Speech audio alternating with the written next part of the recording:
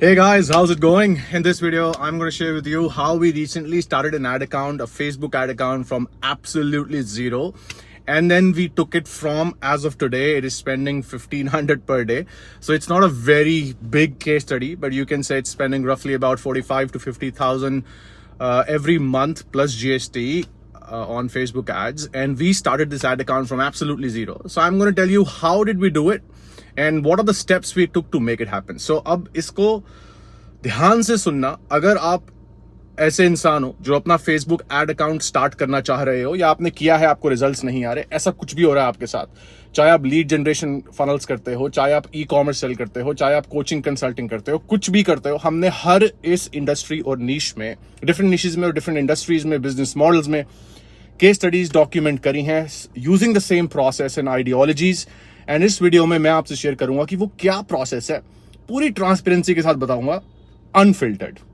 Let's get started. So अब आपको मुझे क्यों सुनना चाहिए? आपको मुझे इसलिए सुनना चाहिए क्योंकि we are running an advertising agency and we रफली manage about 2 to 2.5 lakh per week on Facebook ad spend across the portfolio of clients we have. And this is pretty much why you should choose to hear things out from me. Okay? और वो इसलिए because जो भी मैं share करता हूँ अपने hands on experience से करता हूँ. सो ये सिर्फ बुकिश नॉलेज नहीं है. एंड जो आता है वो बताता हूँ, जो नहीं आता वो भी बताता हूँ, और जो गलतियां करी हैं वो भी बताता हूँ. सो इसलिए आपको मुझे सुनना चाहिए. So let's get started now. अच्छा, ये भी कभी कभी ना लोग पूछते हैं मुझसे कि यार ये कंटेंट क्यों बनाते हो. वो मतलब ना अपना स्केप्टिकल माइंड चलाते हैं और अपने चालाक दिमाग को चलाने की कोशिश करते हैं. तो मैं बता देता हूँ. सिंपल रीजन है, दो रीजन है. एक रीजन ये है कि जब मैं अपनी जर्नी पे स्टार्ट हुआ था तो मेरे साथ कोई भी ऐसे अनफिल्टर्ड तरीके से नॉलेज शेयर नहीं करता था और मैं चाहता था कोई करे. सो मैं इसलिए, this is my way of giving back, this is my honest reason. Second reason why I make this content is because in case you like the way I share the content and the experience that I carry and the results I have gotten for people, then you might work with me in the future. और यही honest reason है. So let's get started. अब बात करते हैं कि मैंने इस अकाउंट को कैसे जीरो से 1500 पर डे पे लेके गया, which is 45 to 50,000 rupees per month, right. So step number 1 होता है मार्केट रिसर्च. हम मार्केट रिसर्च में ये समझते हैं कि अगर ये मेरा प्रोडक्ट है जो ये प्रॉब्लम सॉल्व कर सकता है या ये इसका सोल्यूशन है, तो मैं देखूंगा कि कौन कौन सी प्रॉब्लम्स को ये एड्रेस कर सकता है. और मैं ये देखने की कोशिश करता हूं कि कहां पे मार्केट की पुलिंग पावर बना सकता हूं मैं, कि मैं मार्केट को पुल कर सकता हूं. बिकॉज हो सकता है कि एक प्रोडक्ट डिफरेंट तरीके की प्रॉब्लम सॉल्व करता है, लेकिन क्या वो प्रॉब्लम सही प्रॉब्लम है when it comes to positioning the product in the marketplace, which is a part of the go-to-market strategy, that how do you position yourself or your product or your service in the marketplace. So सबसे पहला step ही market research होता है. या तो 10 में से 8 लोग ये स्टेप करते ही नहीं है, उनको लगता है they know it all and that's why they fail. Second, अगर जो बाकी 20% लोग करते हैं तो वो ठीक से नहीं करते, क्योंकि वो इनफ नहीं करते. वो आधा घंटा करेंगे, घंटा करेंगे और फिर स्किप कर देंगे, because market research boring part है. तो लोगों को करना नहीं आता, और बातें तो सब करते हैं पर काम ऑनेस्टली 10% लोग ही हैं जो करते हैं. So market research is my step 1, that I understand कि कौन सी प्रॉब्लम्स किस तरह से प्रोडक्ट को पोजीशन करना है, कौन सी प्रॉब्लम ये प्रोडक्ट सॉल्व कर सकता है. मार्केटिंग में हम क्या चीज कम्युनिकेट कर सकते हैं, किस तरह से कम्युनिकेट कर सकते हैं. अब चाहे आप एक टी शर्ट बेचते हो, आप एक पैंट बेचते हो, आप अपना कोचिंग प्रोग्राम बेचते हो, वर्कशॉप बेचते हो, वेबिनार्स बेचते हो, बुक कॉल बेचते हो, लीड जनरेशन करते हो, रियल एस्टेट करते हो, इंटीरियर डिजाइनिंग करते हो, ज्वेलरी बेचते हो, कुछ भी करते हो, तो इसी तरह से प्रोसेस हम फॉलो करते हैं और हमने किया है. इसलिए मैं बार बार ये चीज बोलता रहता हूं अपने वीडियोस में कि step 1 is the market research. अगर जीरो से स्टार्ट कर रहे हो, जब हम मार्केट रिसर्च कर लेते हैं, फिर हम जाते हैं कैंपेन लॉन्च स्ट्रैटेजी में, एड क्रिएशन वगैरह करते हैं, आइडिएट करते हैं एड आइडियाज, और उसके बाद हम चले जाते हैं कैंपेन लॉन्च स्ट्रैटेजी पे. कैंपेन लॉन्च स्ट्रैटेजी हम जो यूज करते हैं वो होती है 1-5-3. 1 campaign, 5 ad sets and 3 ads inside each ad set. ये होती है सीबीओ स्ट्रैटेजी. ये हम फॉलो करते हैं 1-5-3, और ये लॉन्च स्ट्रैटेजी है. जब हम लॉन्च करते हैं, हम क्योंकि अकाउंट पे डेटा नहीं होता, इसीलिए हम 1-5-3 के साथ लॉन्च करते हैं. और हमारा एंड गोल होता है कि हमें जल्दी से जल्दी इस अकाउंट को विनर बनाना है, इस प्रोडक्ट को, इस सर्विस को, इस ऑफर को विनर बनाना है, और उसके बाद इसको स्केल करना शुरू करना है ब्रॉड टारगेटिंग यूज करके. ये हमारा इससे मिशन होता है, ये हमारा गोल होता है. लेकिन जब हम लॉन्च करते हैं, क्योंकि एड अकाउंट में डेटा नहीं है, इसलिए हम 1-5-3 के साथ लॉन्च करते हैं, जिसमें हम ईच एड सेट के अंदर एक सिंगल ऑडियंस इंटरेस्ट चूज करते हैं. हम एडवांटेज प्लस ही रहने देते हैं, ओरिजिनल ऑडियंस में नहीं जाते क्योंकि वो बेटर परफॉर्म कर रहा है। रिसेंटली हमने करना शुरू किया था, आई थिंक रफली अबाउट 3-1 महीने पहले हम ओरिजिनल ऑडियंस करते थे, अब एडवांटेज प्लस करते हैं और रिजल्ट्स काफी अच्छे हैं, सो इसलिए हम एडवांटेज प्लस करते हैं। So single audience interest inside each ad set, and inside each ad set we deploy 3 ads. अब ये जो एड्स हैं इसके बारे में थोड़ा सा बता देता हूं। एक यूनिक एड क्रिएटिव, और उस यूनिक एड क्रिएटिव के 3 वेरिएशंस क्या होते हैं? Most of the times variations हम जो डालते हैं वो ये होते हैं, बिकॉज ये लॉन्च है, सो हमें बहुत कुछ अभी वैलिडेटेड नहीं है, so we do not really know if the market is gonna accept the marketing message, if they're going to engage with it, they're going to do what we want them to do. हमें पता नहीं है, and that is the reason why we don't waste a lot of time to come up with different ad creatives in the start, because we are just getting started, and we aim at I'm sweating because I just stepped out of my gym. So उसके बाद हम देखते हैं कि जब winner बन जाता है, वैलिडेट हो जाता है, प्रोडक्ट में पोटेंशियल, ऑफर में पोटेंशियल दिखता है, फिर हम एड क्रिएटिव्स पे ज्यादा मेहनत करते हैं। सो एक ad creative, unique ad creative, उसके 3 वेरिएशंस, और 3 वेरिएशंस होते हैं हेडलाइन और प्राइमरी टेक्स्ट के डिफरेंट कॉम्बिनेशंस। बस तो एड क्रिएटिव सेम रहता है, बस उसके 3 वेरिएशंस बन जाते हैं। एड हम हेडलाइन और ad primary text ad copy उनको चेंज करते हैं। इस तरह से हम 153 यूज करके लॉन्च करते हैं 1000 पर डे। अगर 500 पर डे करते हैं तो हम 133 करते हैं, प्रोसेस सेम रहता है। ये सीबीओ स्ट्रैटेजी है। हमारा गोल क्या है? गोल है कि इसको अल्टीमेटली ब्रॉड पे ही स्केल करना है, because that's just the future of advertising, and each and every ad account that we manage currently, we are scaling and we are running them using broad targeting.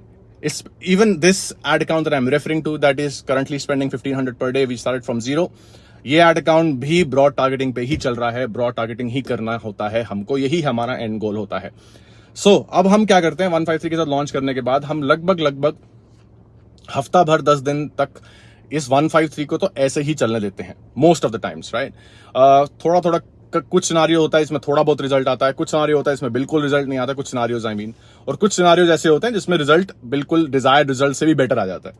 अगर result नहीं आता 3 से 4 दिन के अंदर, तो हमें मतलब बिल्कुल zero lead, zero sale, whatever we are running the ads for, then we know that यार इसमें दम नहीं है, इसको बंद करो. हम इमोशनल नहीं होते, हमें पता चल गया इस ऑफर में, इस प्रोडक्ट की पैकेजिंग में, प्रोडक्ट की पोजिशनिंग में, जो प्रॉब्लम्स हम हाईलाइट कर रहे हैं, जो सोल्यूशन हम प्रेजेंट कर रहे हैं, उसकी परसीव्ड वैल्यू मार्केट में नहीं है जिस तरह से हम चाह रहे हैं वो, तो हम उसको बंद करके देखते हैं कि कुछ चेंजेस कर सकते हैं. अगर हाँ उसको हम रीपोजिशन कर सकते हैं किसी तरह से, कोई स्ट्रैटेजी यूज करके, तो हम रीपोजिशन करते हैं. अगर रीपोजिशन नहीं कर सकते और हमें रियलाइज होता है that hey, look at the mirror and the problem here is the product is not going to sell. This offer has no potential. This service has no potential. So you might want to pivot and make some changes, and that's business building 101, right? So we pivot. We don't, get emotionally attached to our product or services or offers. Irrespective of how hard we have worked, the team has worked, हम बिल्कुल brutal हो जाते हैं और ruthless होके हम बोलते हैं बेकार है, निकालो, नहीं चल रहा, मार्केट नहीं खरीदना चाहती, तो नेक्स्ट पे चलो. इस तरह से हम इस माइंडसेट से हम ऑपरेट करते हैं, ठीक है. अब बात करते हैं कि अब वो नहीं आया तो बंद ही कर देते हैं, और 7 से 10 दिन अप्रोक्सीमेटली एवरेज हम इसको चलाते हैं. अब इस 7-10 दिन के बीच में हम क्या करते हैं कि जैसे ही हमें 2-3 दिन में रिजल्ट्स थोड़े दिखने शुरू होते हैं, ठीक है, तो 153 तो चल ही रहा है, साथ ही साथ हम क्या करते हैं, हम एक नया हम दिखते हैं कि यार क्लिक्स आ रहे हैं और रिजल्ट्स आ रहे हैं, सेल्स या लीड्स आ रही हैं, जिसके भी लिए हम एड्स रन कर रहे हैं. तो इस सिनेरियो में जो मैं बता रहा हूं 1500 पर डे जीरो से, ये सेल्स परचेज कैंपेन है, ठीक है. तो हमें दिखने लगा कि यार हमारा जो टारगेट कॉस्ट पर रिजल्ट है, कस्टमर एक्विजिशन कॉस्ट है, वो मीट हो रहा है. So I think there is potential, let's now start ideating new ad creatives. अब क्योंकि हमने पहले ही टेस्ट किया होता है, what I mean is market research किया होता है, इसीलिए अब क्या होता है, क्योंकि मार्केट रिसर्च कर चुके हैं, तो हमारे इस सिनारियो में हमारे पास नए एड क्रिएटिव बनाने के लिए हमें टाइम नहीं लगता. रिलेटिवली हम जल्दी कर पाते हैं, बिकॉज हम पहले ही मेहनत कर चुके हैं. तो हम अपना रिसर्च डॉक्यूमेंट खोलते हैं, हम गूगल डॉक्यूमेंट यूज करते हैं, उस पर सेव करके रखते हैं सारी चीजें. हम उसको खोलते हैं और उस पर हम देखते हैं कि जो मार्केट रिसर्च थी उसमें कौन से अलग अलग डिफरेंट हुक्स थे, हेडलाइंस थी जो हमने आइडिएट की थी, जो हम सब करते हैं मार्केट रिसर्च के दौरान. और हम 7 से 10 दिन लगा देते हैं मार्केट रिसर्च में, on an average I am telling you, like that's how important it is. And you probably guys don't even do it, or if you do it then you'll probably just spend like a couple of hours maybe. But people underestimate the power of it. But there's a saying, pain moves people. Like it's the pain that makes people take action, pain of some sort. problem of some sort. Basically, if you experience a problem, that means you know the pain, right? And only once you know the pain is when you're going to move, when you're going to take the action you need to take. So pain is what makes people move, pain is what makes people take the action, but the desired result, the outcome of solving that pain is what attracts people.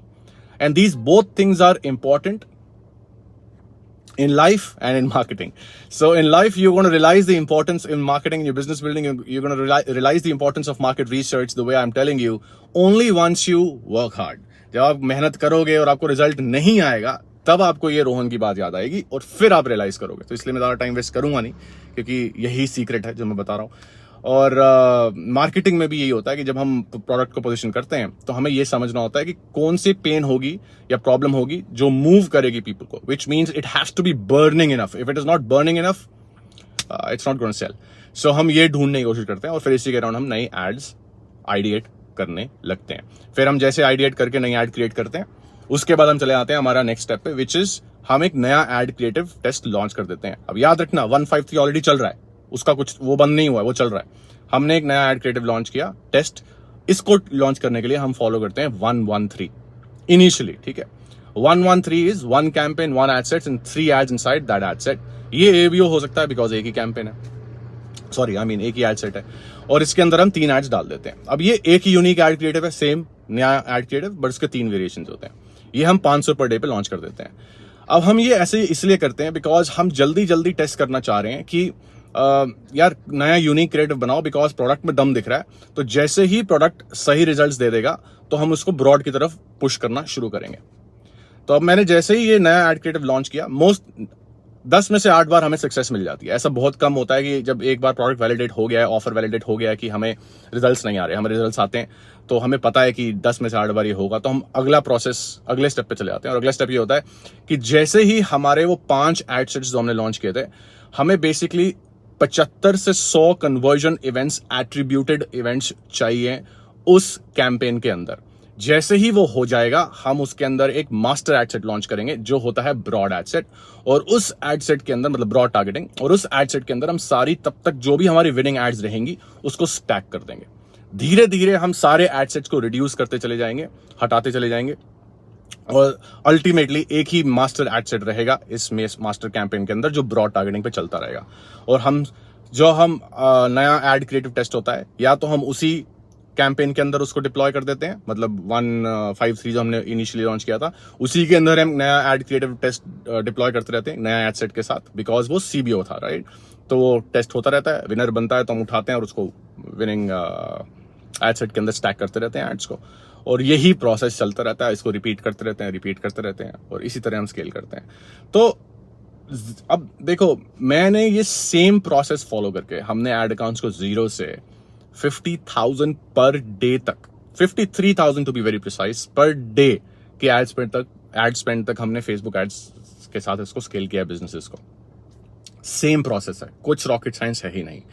हम manual placement नहीं करते, हम बिल्कुल 100% सब कुछ advantage plus रहता है, automatic रहता है. कोई हम अपना दिमाग नहीं खराब करते इन चीज़ों पे. हम जहाँ टाइम लगाते हैं, हम जहाँ मेहनत करते हैं, किसी और से ज़्यादा मुझे लगता है वो मार्केट रिसर्च में होता है. और मैं जेन्युइनली बोल रहा हूँ, लाइक बहुत ज़्यादा मेहनत करते हैं. एंड हमने ऐसी केस स्टडीज भी डॉक्यूमेंट करी हैं जहाँ हमारे क्लाइंट्स के, जब हमारे पास एक प्रॉस्पेक्ट आया हमारा क्लाइंट बनने से पहले, तो उनका कस्टमर एक्विजिशन कॉस्ट था 2100 रुपये. और फिर हमने मार्केट रिसर्च किया, हफ्ते भर में रीलॉन्च किया उनको, उनके प्रोडक्ट को रीपोजिशन किया. ये डिजिटल प्रोडक्ट फनल है, कोचिंग बिजनेस बेसिकली. उनको रीपोजिशन किया, 2100 कॉस्ट पर रिजल्ट से हम उनको लेके आ गए 700 में एक हफ्ते के अंदर. सोचो, 2100 से 700.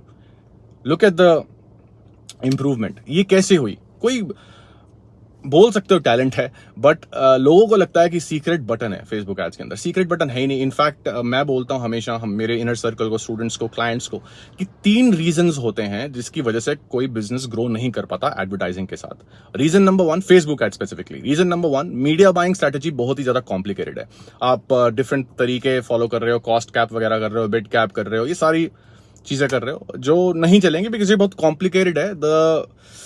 It's not logical at scale because there are so many moving parts. And when you talk about business building foundation, then you have to understand that if there are too many things for you to manage,